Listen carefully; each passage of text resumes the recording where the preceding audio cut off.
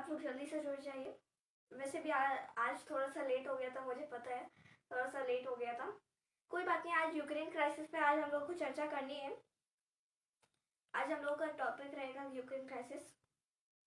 10 seconds हम लोग wait कर लेते हैं, सब लोग ज्वाइन हो जाए।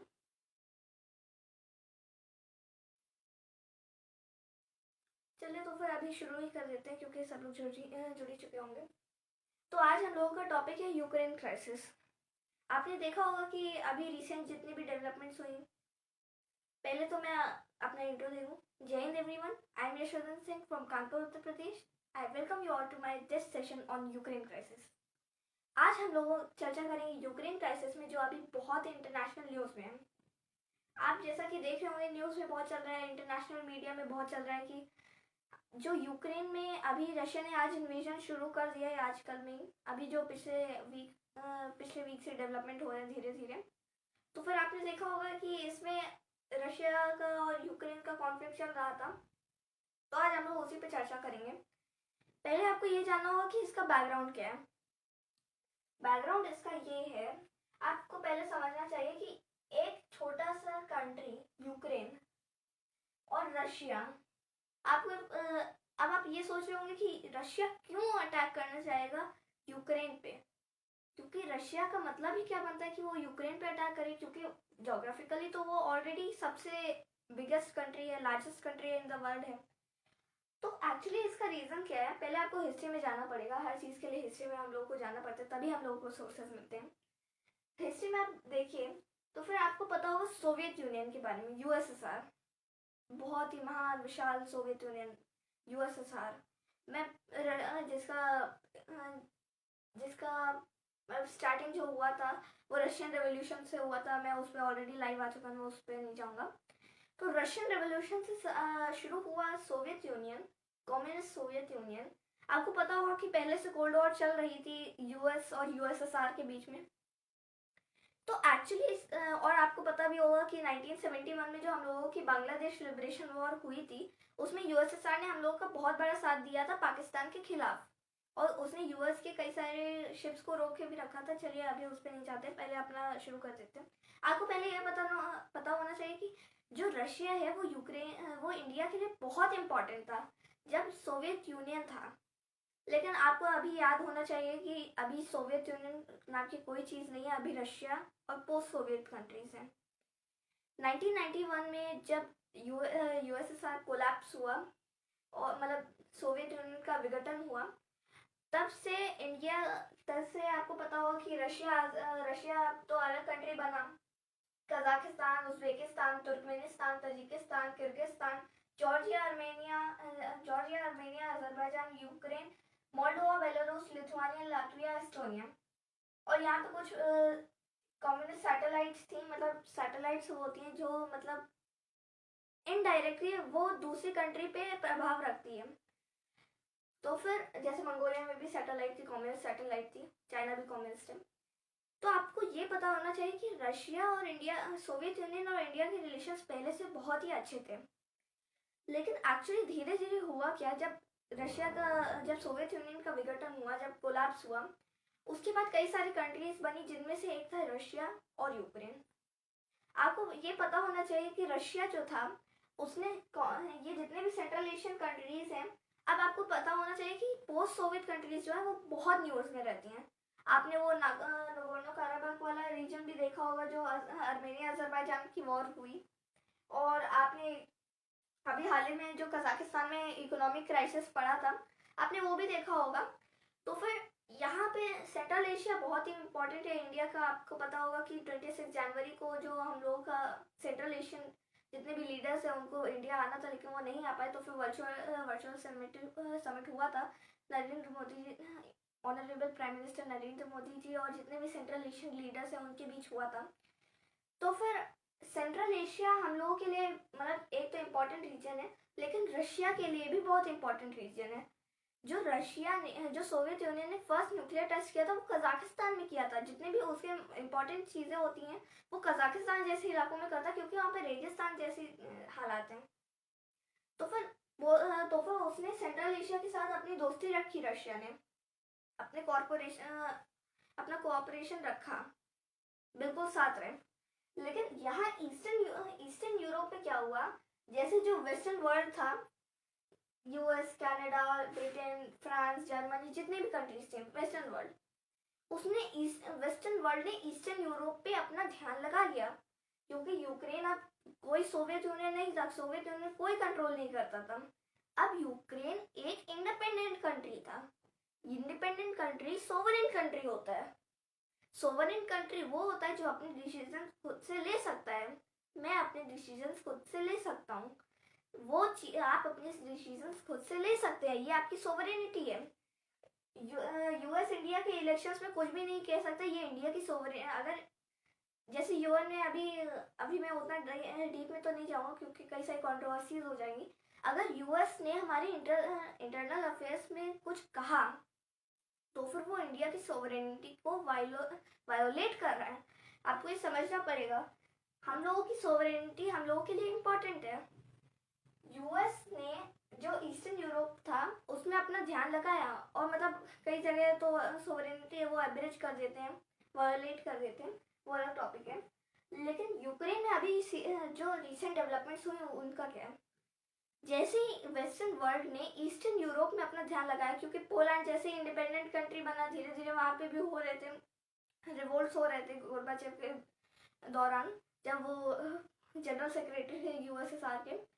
तो एक्चुअली हो क्या रहा था कि धीरे धीरे अब ये लोग इंडिपेंडेंट बन रहे थे, सोवरेन हो रहे थे, ये लोग अपने डिसीजंस खुद से ले सकते थे। सोवियत यूनियन अब नहीं था, तो यूएस के बीच में टकराव चलता रहता था। लेकिन रशिया और रशिया और वेस्टर्न वर्ल्ड के बीच में अभी भी तनाव थे। इतने में क्या हुआ, जैसे आपको पता होगा, जैसे वर्ल्ड वॉर 2 एंड हुआ, रशिया सोवियत यूनियन ने अपना वॉर्सो पैक्ट बनाया, यूएस ने उसी को जवाब देते, मतलब पहले यूएस ने अपना नेटो बनाया, नॉर्थ अटलांटिक ट्रीटी ऑर्गेनाइजेशन, उसमें अभी 30 कंट्रीज है। तो फिर सोवियत यूनियन ने उसी जवाब में अपना वॉर्सो पैक्ट बनाया। वॉर्सो पैक्ट में कई सारी कंट्रीज थी, जैसे पोलैंड, और मुझे याद नहीं आ रहा जितनी भी कंट्रीज थी, बहुत सारी कंट्रीज थी, ज़्यादा कंट्रीज नहीं थी। तो फिर इसी में क्या हुआ, जब नॉर्थ अटलांटिक ट्रीटी ऑर्गेनाइजेशन के अंदर 30 कंट्रीज थी, इतना पार्ट, और टर्की भी आता है नॉर्थ अटलांटिक ट्रीटी ऑर्गेनाइजेशन में, नेटो में यूक्रेन को ये लोग शामिल करना चाहते थे। वेस्टर्न वर्ल्ड चाहता था कि वो यूक्रेन में अपना मतलब अपना जो प्रेजेंस है वो बना ले, ताकि अगर वो अपना प्रेजेंस बना लेगा तो फिर, वैसे भी आपको पता है कि यूएसए और रशिया में क्या चलता रहता है, सबको पता है। और रशिया में अगर वो लोग रशिया के बगल में अपनी प्रेजेंस बना लेंगे यूक्रेन में, तो फिर वो उनके लिए बहुत ही प्लस पॉइंट बन जाएगा।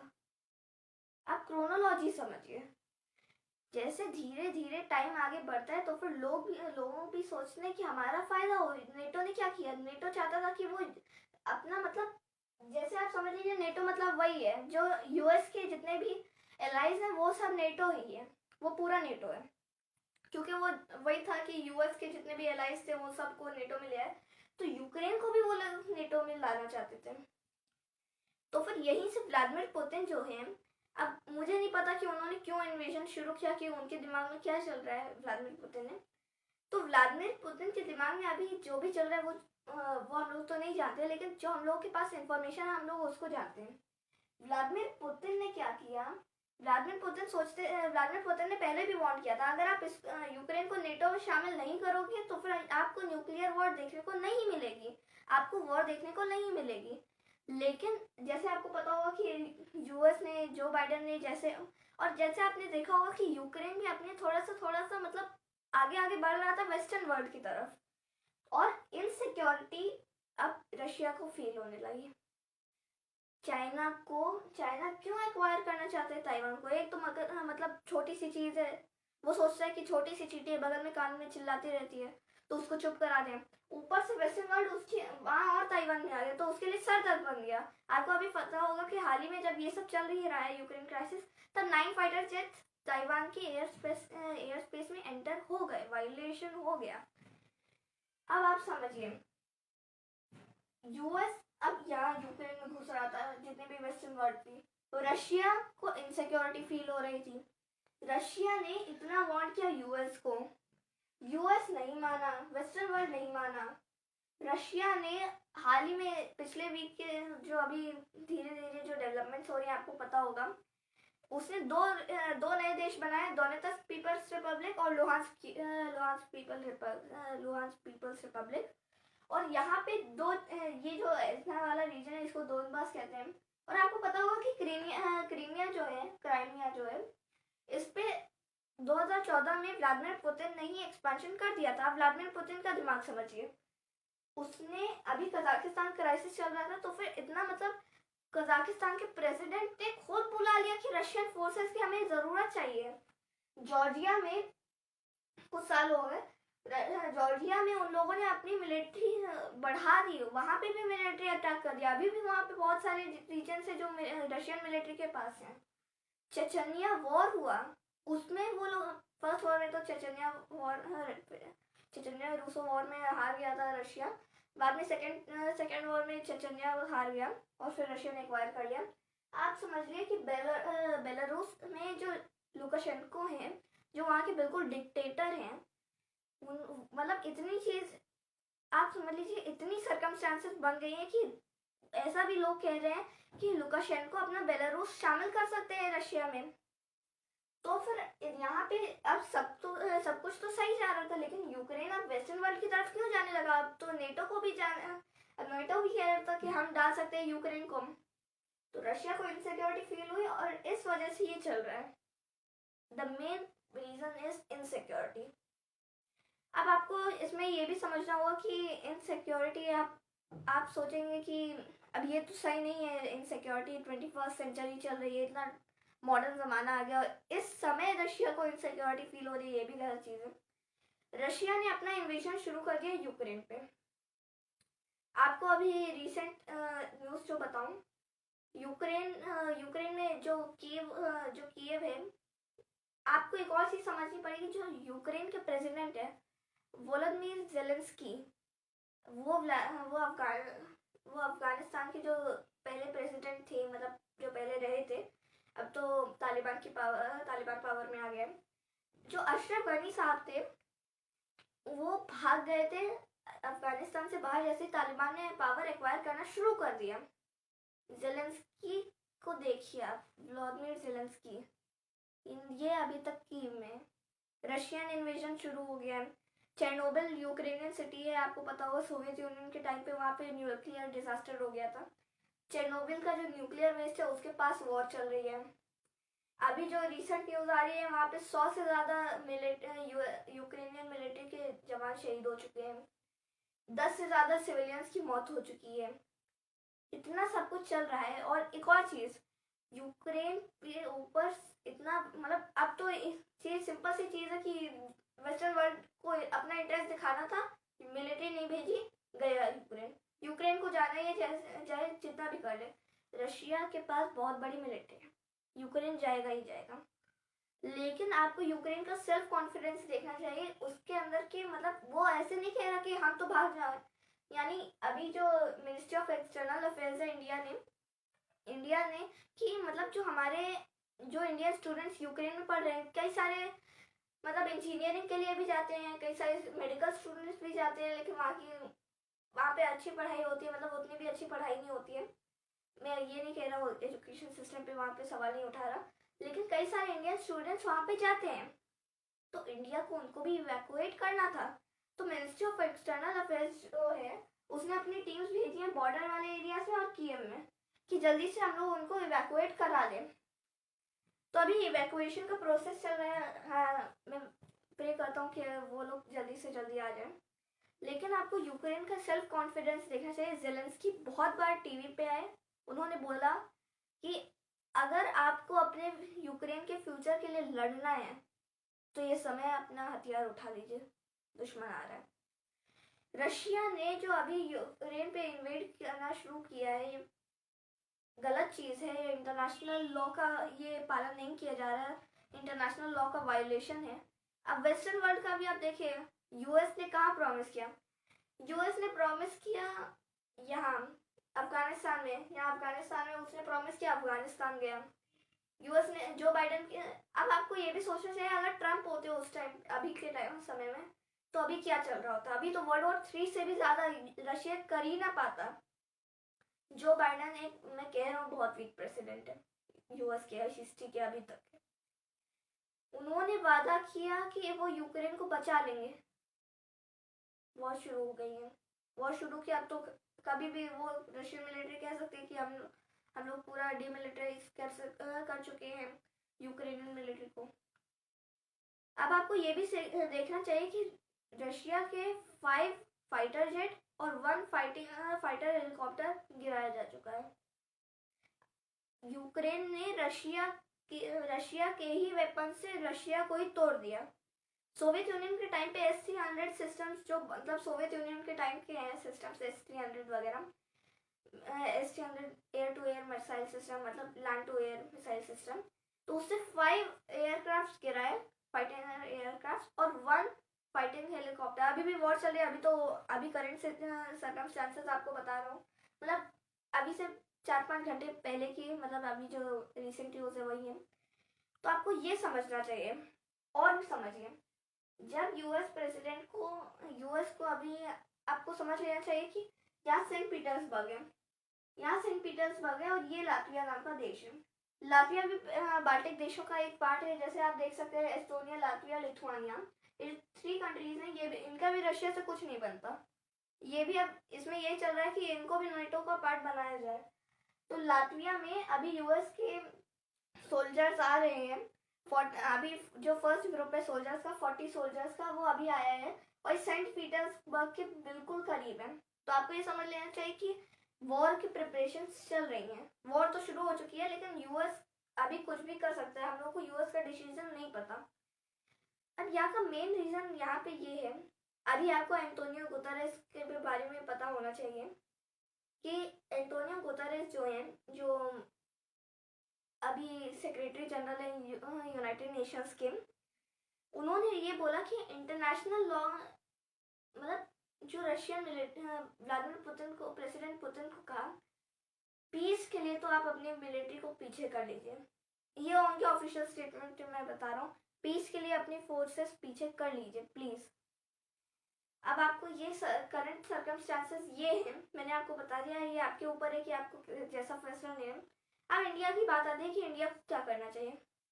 अब इंडिया के पास वो है ना कि एक तरफ खाई है, एक तरफ कुआं है। तो रशिया हम लोगों को S-400 जैसे मिसाइल सिस्टम्स देता है।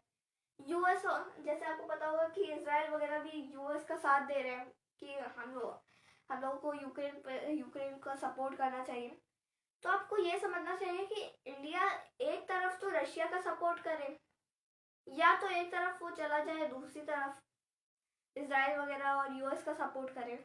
अब ये बहुत ही बड़ा, अब हाल ही में यूक्रेन ने भी इंडिया को क्वेश्चन, मतलब पहले से इंडिया पीसफुली कह रहा था कि पीसफुली होना चाहिए, पीसफुली होना चाहिए, पीसफुली होना चाहिए। आज भी मतलब जो रशियन इन्वेजन जब शुरू हुआ उसके बाद इमरजेंसी सिक्योरिटी मीट बुलाई गई यूनाइटेड नेशन सिक्योरिटी काउंसिल में। तो फिर वहाँ पे इंडिया ने बोला कि बिल्कुल पीसफुली अब इसका डिसीजन लेना चाहिए। और फिर यूक्रेन की अभी हाल ही में स्टेटमेंट आई थी कि आप इंडिया को हमारा साथ देना चाहिए। अब तो इंडिया के ऊपर निर्भर करता है कि इंडिया क्या कर रहा है। इंडिया वैसे भी इवैक्यूएशन में लगा हुआ है। अब ये आपके ऊपर मैं छोड़ता हूँ कि आपको जैसा सोचना आप सोचिए। रशिया ने जो ये कदम किया है ये बिल्कुल गलत है। इतने लोगों की डेथ हो रही है, बिल्कुल गलत है, गलत है, गलत है, गलत है। यूएस ने प्रॉमिस करके जो छोड़ा, जो यूक्रेन को प्रॉमिस करके छोड़ा कि हम आपको कि अपनी कैपिटल कीव है वहां से छोड़ के आप लवीव में आ जाइए। लवीव बहुत ही इंपॉर्टेंट सिटी है जैसे हम लोग के लिए, तो वैसे ही उनके लिए लवीव है। तो लवीव में यूएस अभी कह रहा था कि हमारी एम्बेसी शिफ्ट होनी चाहिए, और फिर एम्बेसी शिफ्ट भी कर ली थी। फिर शिफ्ट करने के बाद उन्होंने पोलैंड में अपने बुला ली थी पूरा जो डिप्लोमेटिक मिशन था यूक्रेन के लिए। और उस यूएस प्रेसिडेंट जो बाइडेन ने भी कहा कि आपको जो जेलेंस्की है, व्लादिमीर जेलेंस्की, जो यूक्रेन के प्रेसिडेंट है, उनको भी वहाँ पे आना चाहिए। यूक्रेन आप समझ लीजिए, ये कीव है, ये बेलारूस है। बेलारूस इतना ज़्यादा बड़ा वाला मित्र है रशिया का, आप सोच नहीं सकते। इतना बोला जाता है कि वो अपने को मिला भी ले सकता है, मतलब अपने खुद को, मतलब अपना जो लैंड है वो रशिया को भी दे सकता है कि हम आपका पार्ट बनते हैं। तो फिर वो भी चल रही है, वो भी सर्कमस्टांसेस चल रहे हैं। अब यूक्रेन में वॉर छिड़ी हुई है, अब हम लोगों को देखना पड़ेगा कि क्या होता है, यूक्रेन जीता है कि नहीं जीता, यूएस का क्या स्टैंड रहता है, यूएस फिर से कुछ वीकेस्ट प्रेसिडेंट कुछ करते हैं कि नहीं करते हैं। अब आपके ऊपर मैं ये छोड़ता हूँ कि रशिया ने जो ये इन्वेजन शुरू किया है ये गलत है, ये तो गलत ऑब्वियसली इंटरनेशनल लॉ का वायोलेशन है। यूएस ने जो अपना वादा करके छोड़ा ये भी गलत है।